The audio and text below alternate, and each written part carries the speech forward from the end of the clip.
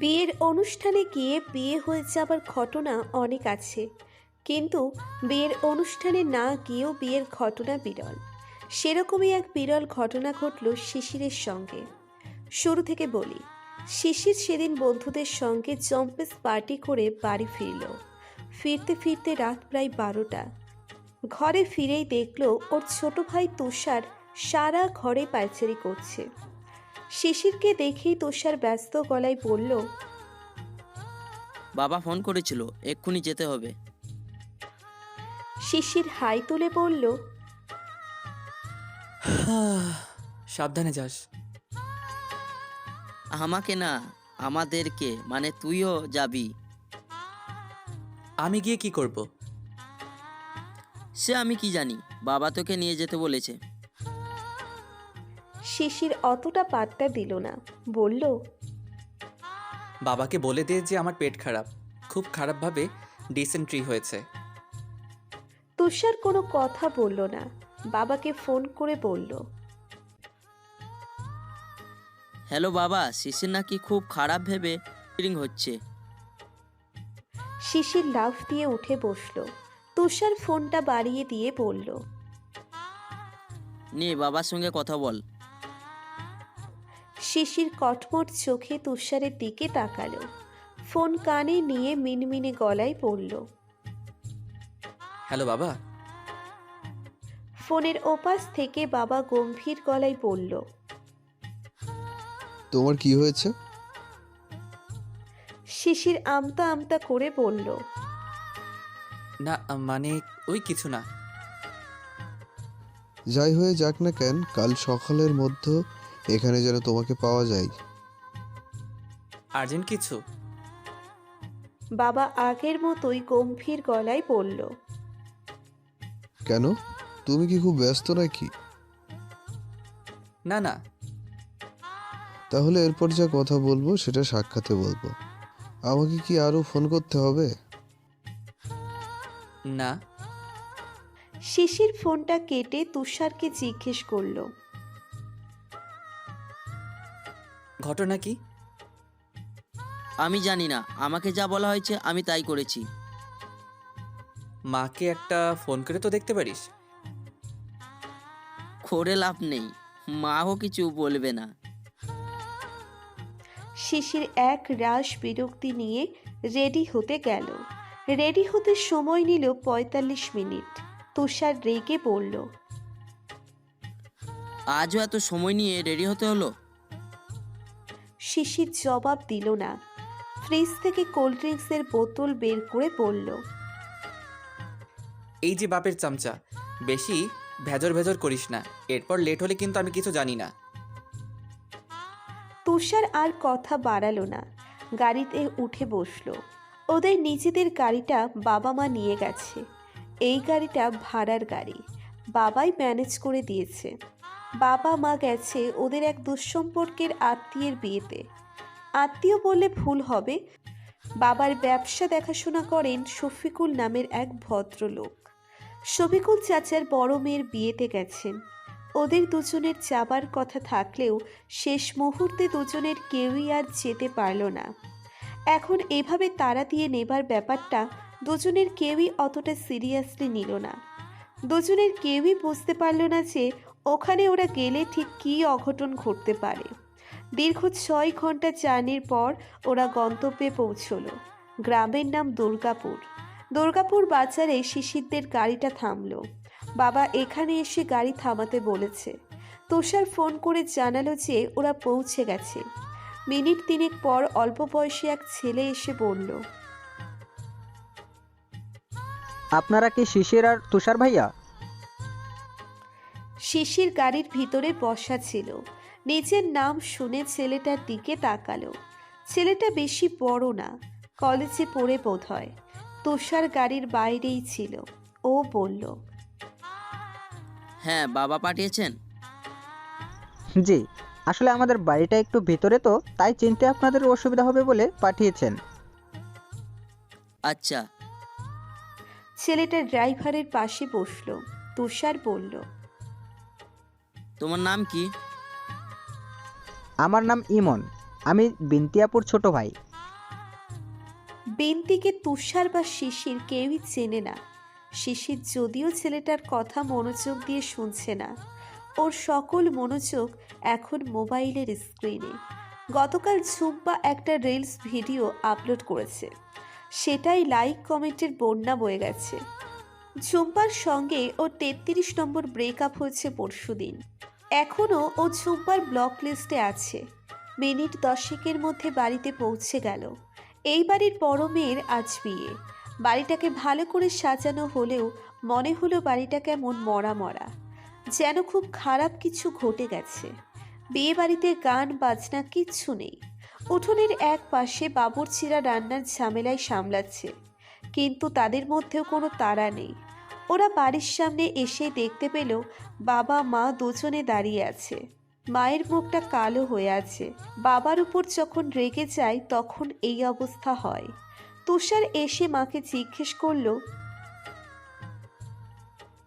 কি হয়েছে মা? মা গম্ভীর গলায় বললেন, এসেছো যখন তখন শুনবে। শিশির বুঝতে পারল না যে ঘটনাটা কি। বাবা এসে ওকে বললেন, আগে আমার সঙ্গে চলো। শিশির বিনা বাক্য ব্যয় বাবাকে অনুসরণ করল। শিশিরকে নিয়ে যাওয়া হলো এক ভদ্র মহিলার কাছে। ভদ্রমহিলা বিছানায় আধশোয়া অবস্থায় ছিলেন। শিশির আর বাবাকে ঢুকতে দেখে উঠে বসার চেষ্টা করলেন। তার পাশে এক মেয়ে আর শফিকুল চাচা বসে আছে। শফিকুল চাচা উঠে দাঁড়ালেন। বাবা ভদ্র মহিলার দিকে তাকিয়ে বললেন, আমার বড় ছেলে শিশির, বিন্তির সঙ্গে এর বিয়ে দিতে তোমাদের আপত্তি নেই তো? শিশির বজ্রা হত হলো। এসব কি শুনছে? ওর বিয়ে আরও সেটা নিজেই জানে না। শিশির বাকরুদ্ধ হয়ে দাঁড়িয়ে রইল। ভদ্রমহিলা কাঁদতে শুরু করেছে। শিশির তখনও দাঁড়িয়ে আছে মূর্তির মতো, পা দুটো মনে হচ্ছে জমে গেছে। শফিকুল বললেন, বাবারা অনেক পথ জার্নি করে এসেছে, কিছুক্ষণ বিশ্রাম নিক। শিশিরকে যে ঘরে নিয়ে যাওয়া হলো সেই ঘরে তুষার আর ওর মা আছে। শিশির আর্ত চিৎকার করে বলে উঠল, মা, এসব কি হচ্ছে? যা শুনেছ তাই। তোমাকে ওই মেয়েটাকে বিয়ে করতে হবে। কেন মা? আমি ওই মেয়েটাকে চিনি তো না। শিশিরের মা দীর্ঘশ্বাস ফেলে বললেন, মেয়েটার বিয়ে হবার কথা ছিল আজ, কিছু অপ্রত্যাশিত ঘটনা ঘটায় মেয়েটার বিয়ে ভেঙে যায়। তাই তোমার বাবা চাইছেন তুমি বিয়েটা করো। শিশির হতভম্ব হয়ে গেল। এখানে এসে এরকম পরিস্থিতিতে পড়তে হবে জানলে ও জীবনেও আসতো না। শিশির মাকে বোঝানোর চেষ্টা করে বলল, মা শোনো, এভাবে বিয়ে হয় না। যুগ পাল্টে গেছে। এখন আর সেই আগের যুগের মতো বিয়ে হয় না। বিয়ের আগে দুজন দুজনকে জানতে চিনতে হয়। শিশিরের মা গম্ভীর গলায় বললেন, এই কথাগুলো তোমার বাবাকে বুঝিয়ে বলো। তবে একটা কথা হলো, বিন্তি মেয়েটা সব দিক থেকে তোমার চেয়ে ভালো। পাবলিক বিশ্ববিদ্যালয় থেকে ভালো সাবজেক্ট নিয়ে গ্র্যাজুয়েশন শেষ করেছে। অন্যান্য গুণ তো বাদই দিলাম, শুধু যা একটু কম সেটা হলো ওর বাবার অত টাকা নেই, যেটা তোমার বাবার আছে বলে তোমরা গোল্লাই গেছো। তুষার এতক্ষণ চুপচাপ ছিল, এবার মাথা নিচু করে ফেলল। কিছুক্ষণ পর শিশিরের বাবা এসে শিশিরকে জিজ্ঞেস করলেন, তোমার কি কোনো কমিটমেন্ট আছে, কোনো প্রেমিকা আছে? শিশির না বলল। ঝুম্পার সঙ্গে সম্পর্কের কথা বলে লাভ নেই। ঝুম্পাকে বিয়ে করলে বাবা ওকে গুলি করে মারবে প্রথমে, তারপর ঝুম্পাকে, এবং সব শেষে ঝুম্পার মা বাবাকে। তাছাড়া ঝুম্পাও বিয়ের শাদীর নাম শুনতে পারে না, তাই ও এই ব্যাপারে সিরিয়াস না। শিশিরের বাবা আবার বললেন, তাহলে বিন্তিকে বিয়ে করতে আপত্তি কেন? শিশির আমতা আমতা করে বলল, বাবা, আসলে এভাবে বিয়ে হয় না। তোমার মায়ের সঙ্গেও আমার এভাবে বিয়ে হয়েছিল। শিশির দীর্ঘশ্বাস ফেলল। মান্ধাত তার আমলের সঙ্গে এখনকার যুগের তুলনা কি করে দিচ্ছে বাবা? বিন্তির মতো মেয়ে তোমার বউ হওয়ার কথা না, কিন্তু মেয়েটার কপাল খারাপ বলে হচ্ছে। যাই হোক, তোমার আপত্তি থাকলে বলো, আমি মেনে নেব। সেক্ষেত্রে তোমার হাতে একটা অপশন থাকবে, রাস্তায় দাঁড়িয়ে ভিক্ষে করতে হবে। কারণ এই ইন্টারমিডিয়েট সার্টিফিকেট দিয়ে তোমাকে কেউ চাকরি দেবে না। শিশির 1 সেকেন্ডও দেরি না করে বলল, না না, আমি ওই বিনতিকে বিয়ে করব। গুড। শিশিরের বাবা চলে যাবার পর মা এসে বললেন, বিনতির সঙ্গে আলাদা করে কথা বলবি? না, একেবারে বাসর রাতেই কথা বলবো। ঘুমটা খুলে তখন বিনি না ফিনির থোবড়াখানা দেখব। শিশিরের মা চোখ পাকিয়ে বলল, অসভ্য। আর মেয়েটার নাম বিনতি। শিশির খেয়ে দিয়ে বিছানায় একটু গড়িয়ে নিল। ঝুম্পাকে একবার কল দেবার চেষ্টা করলো, না, ব্লক লিস্টে আছে। অন্য আর কোনো চেষ্টা করলো না। সব শুনে ঝুম্পা যদি ওকে বিয়ে করার জন্য লাফিয়ে ওঠে, তখন আর এক বিপদ। ঝুম্পার মতো মেয়েকে বিয়ে করার চেয়ে বুড়িগঙ্গায় ঝাঁপিয়ে পড়ে কালো পানি খেতে খেতে মরে যাওয়া ভালো।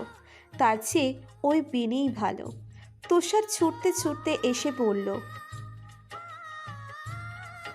শিশির ভাবিকে দেখে এলাম, চোখটা আর একটুর জন্যে ঝলসে যায়নি। শিশির হাই তুলতে তুলতে বলল, বাহ, ভালো তো। বিয়েটা তুই করে নিলেই তো পারিস। যা, আমার বড় হবে। শিশিরের 2.5 বছরের ছোট তুষার। ভাইয়ে ভাইয়ের সম্পর্ক সাপে নেউলে। শিশির বলল, age doesn't matter bro. Priyanka চোপড়াকে দেখেও শিখলি না? সিরিয়াসলি, মেয়েটা খুব সুন্দর। মেকআপের যুগে সবাই সুন্দর। তোকে বলে লাভ নেই, তবে মেয়েটার কপাল আসলেই খারাপ। হুম। বিয়ে ভেঙে গিয়েছে বলে বলছি না, তোর সঙ্গে বিয়ে হচ্ছে বলে বলছি। শিশিরের মা জোর করে দুজনের দেখা করার ব্যবস্থা করলো। শিশির বিন্তির ঘরে ঢুকে দেখল একটা হলুদ কাপড় পরে খাটের উপর বিন্তি বসে আছে। শিশিরের ঘরে ঢোকার আওয়াজ পেয়েও তাকালো না। মাথা নিচু করে থাকায় শিশির মুখটা দেখতে পেল না ভালো করে। শুকনো কাশি দিয়ে শিশির বলল, হাই বিনি, কেমন আছো? বিন্তি চোখ তুলে তাকালো। চোখের দৃষ্টি কঠিন। শিশির 20 সেকেন্ড তাকিয়ে দেখল। বিন্তি বলল, আমার নাম বিনতি। শিশির হেসে ফেলল। মনে মনে বলল, বাবা মা ভাইয়ের ভাষ্যমতে এই মেয়েটা অসম্ভব ভালো মেয়ে, অথচ নামটা একটু ছোট করে ডাকায় চোখ দিয়ে রীতিমতো আগুন জ্বালিয়ে সবকিছু ভস্ম করে দেওয়ার জন্য প্রস্তুত। বিন্তির সঙ্গে দেখা করে এসে শিশির প্রথম যে কথাটা বলল সেটা হলো, বিয়েটা কখন হবে? শিশিরের মা আর তুষার দুজনেই মুখ চাওয়াচাই করল। তুষার বলল, বাহ, ভালো তো। শিশির বলল, কি ভালো? বিয়েটা ঠিকঠাক হোক, তারপর ভালো। শিশিরের মা নিশ্চিন্ত হলেন। ছেলের পাগলামি ভালো মতোই জানেন। বাবার চাপে পড়ে বিয়েতে রাজি হলেও পরে যদি কোনো কেলেঙ্কারি ঘটায় তাহলে মেয়েটা মুসিবতে পড়বে। শিশিরের মা শিরিন আর স্বামী তারেক রহমানের মুখের উপর কখনো কিছু বলেন না। স্বামীর সিদ্ধান্ত সব সময় মেনে নেয়, কারণ লোকটা বিচক্ষণ। কিন্তু এইভাবে ছেলের বিয়েটা মানতে পারেনি। বিন্তি আর শিশির দুজন আলাদা মেন্টালিটির মানুষ। বিন্তি পড়াশোনায় কত ভালো, আর শিশিরকে সব সময় ধরে বেঁধে পড়াশুনো করাতে হয়েছে। পড়াশোনা ছাড়া পৃথিবীর সব অকাজই ওর ভালো লাগে। ধরে বেঁধে পড়াশুনো করিয়ে প্রাইভেট ইউনিভার্সিটিতে ভর্তি করানোর 2 বছর পর শিশির ঘোষণা দিল পড়াশোনা আপাতত স্থগিত। মনের সঙ্গে অনেক যুদ্ধ করে সে এখন ক্লান্ত। যখন মুড হবে তখন আবার শুরু করবে। শিশিরের এই সিদ্ধান্ত পরিবার যেমন মানেনি, তেমনি জোর করে ওকে আর পড়াতেও পারল না। বিন্তির বিয়ের সাজ খুবই সাদামাটা। পরনের শাড়িটা ওদের এখানকার বাজার থেকে কেনা। গায়ের টুকটাক গয়না যা আছে সেগুলো শিশিরের মায়ের। তিনি যা পরে এসেছিলেন সেগুলোই বিন্তিকে দিয়েছেন। অন্য সময় হলে বিন্তি না করত, কিন্তু এখন আর কিছুতেই জোর করতে ইচ্ছে করছে না। বিন্তির বিয়েটা এমন হবার কথা ছিল না, কিন্তু হয়ে গেল। উপরওয়ালা ভাগ্যের চাকা কয়েক মিনিট যে ঘুরিয়ে দিতে পারেন সেটা বিন্তি কাল টের পেয়েছে। বিন্তির বিয়ে ঠিক হয়েছিল প্রেমিক সাব্বিরের সঙ্গে। 4 বছরের প্রেম ছিল দুজনের। বিন্তি ইন্টারমিডিয়েটের পর ঢাকায় হোস্টেলে থেকে কোচিং করেছে। সেই হোস্টেলের রুমমেটের খালাতো ভাই সাব্বির। সেখান থেকেই আলাপ। সাব্বির ব্রিলিয়ান্ট ছেলে, ঢাকা ইউনিভার্সিটিতে পড়তো। 1-2বার দেখা সাক্ষাৎ হবার পর সাব্বির বিন্তিকে ফেসবুকে ফ্রেন্ড রিকোয়েস্ট পাঠিয়েছিল। বিন্তিও সঙ্গে সঙ্গে অ্যাকসেপ্ট করে নেয়। টুকটাক নিজেদের কথাবার্তা থেকে প্রতিদিনই কথাবার্তা হতে থাকলো। এভাবে একসময় প্রেমটাও হয়ে গেল। প্রেমের সম্পর্কে ঝগড়াঝাটি বান অভিমান কম ছিল বলে বিন্তি ভেবেছিল ভালোবাসাটা বোধহয় একটু বেশিই আছে। মাস 6 আগে সাব্বিরের ভালো চাকরি হলো। বিন্তির বাবাও মেয়ের বিয়ে দিতে চাইলেন। বিন্তি পরিবারকে জানালো সাব্বিরের কথা। সাব্বির এত তাড়াতাড়ি বিয়েতে রাজি না থাকলেও বিন্তির অন্য কোথাও বিয়ে হয়ে যেতে পারে ভেবে রাজি হলো। কিন্তু সমস্যা করলো সাব্বিরের পরিবার। বিন্তিকে নিয়ে তাদের অভিযোগ না থাকলেও ওর পরিবার নিয়ে তাদের অভিযোগের শেষ নেই। বিন্তির বাবা খুব বেশি শিক্ষিত না, ওর বড় ভাই নেই, তার উপর বিন্তি বড় মেয়ে, তাই সাব্বিরকে সারা জীবন শ্বশুরবাড়ির বোঝা টানতে হবে। এই নিয়ে অনেক তর্কও হয়েছে সাব্বির আর বিন্তির। সব কিছুর পর ভালোই ভালোই বিয়ে ঠিক হলো। বিয়ের আয়োজন হলো। হঠাৎই গায়ে হলুদের দিন এসে সাব্বিরের মামা বিন্তির বাবার সঙ্গে ঝামেলা শুরু করলেন। বিন্তির বাবার পাঠানো ফার্নিচার তাদের পছন্দ হয়নি। সব কিছু ছোট হয়েছে, ফ্রিজ ছোট, ওয়ার্ড্রপ ছোট, টিভি দেওয়া হয়েছে একটা টিভি কোন আঙ্কেলে দিতে গেল। এসব কথাবার্তায় এক পর্যায়ে বিন্তির বাবাকে সাব্বিরের মামা বললেন, আপনারা ছোট লোক হলেও আমরা ছোট লোক না। আমাদের আত্মীয় স্বজন সমাজ নিয়ে চলতে হয়। এইসব ছোট লোকই জিনিস দেখলে মানুষ হাসাহাসি করবে। আমাদের ছেলে তো আর নদীতে ভেসে আসে নাই। ভালো ইউনিভার্সিটিতে পড়েছে, ভালো চাকরি করে, তার একটা স্ট্যান্ডার্ড আছে। বিন্তি সবটা চুপ করে দেখলেও এবার আর প্রতিবাদ না করে পারল না। এই একটা কথার পর ঝামেলা আরও বেড়ে গেল। সাব্বির ফোন করে বিন্তিকে প্রশ্ন করলো কেন ও এই কথাগুলো বলেছে। তার মামা তো ঠিকই বলেছে, আত্মীয় স্বজনরা যদি বউয়ের বাড়ির জিনিসপত্র দেখে হাসাহাসি করে তাহলে কি মানসম্মান থাকবে? এটাই ছিল ওদের শেষ কথা। বিন্তির বাবা মা পরিবার বিন্তিকে অনেক গালমন্দ করলেও বিন্তি চুপ করে থাকলো। আশেপাশের মানুষের নানান রকম কথাবার্তা, হা হুতোষ। এই মেয়েকে এরপর কে বিয়ে করবে? আরও একটা বোন আছে, সেটার বিয়ে কিভাবে দিবে? এর মধ্যে এসে তারেক রহমান জানালেন যে তিনি তার ছেলের সঙ্গে বিন্তির বিয়ে দিবেন। বিন্তি অমত করলেও বাবা মা ওর মতামতের গুরুত্ব না দিয়ে রাজি হয়ে গেলেন। এখন বর্তমানে ফিরে আসা যাক। শিশির আর বিন্তির বিয়েটা হয়ে গেল। বিয়ের পর শিশিরের বাবা বললেন যে বউ নিয়ে তারা আজই চলে যাবেন। ফিরে গিয়ে বৌভাতের অনুষ্ঠানের প্রস্তুতি নিতে হবে। বিন্তির বাবা মা মেয়ের বিয়ে দিতে পেরেই খুশি। শিশিরকে নিয়ে তাদের অভিযোগ নেই। আর বিন্তি এখন একটা রোবটের মতো আচরণ করছে, যে যা করতে বলছে তাই করছে। মেয়ে বিদায়ের সময় বিন্তির বাবা মা ভাই বোন সবাই খুব কাঁদল। শিশির বলল,